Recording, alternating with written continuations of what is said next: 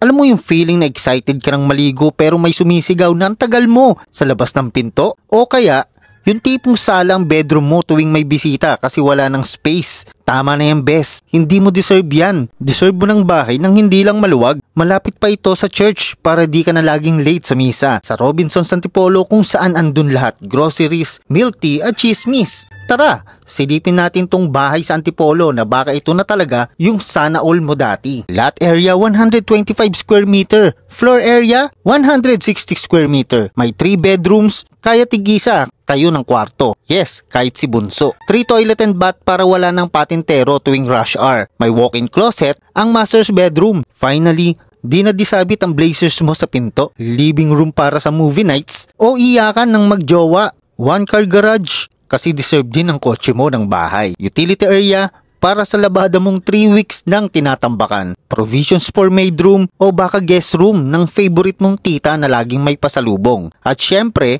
may pocket garden kasi hindi kumpleto ang bahay kung walang Instagram-worthy halaman. Ang bahay na to ay nasa Antipolo City lamang. Total investment price, 11.6 million. So kung pagod ka na sa salo-salong tulog, CR wars at mini gym sa loob ng bahay mo, aka 6 hikan, schedule your viewing now at simulan na ang buhay na may espasyo, peace at pocket garden.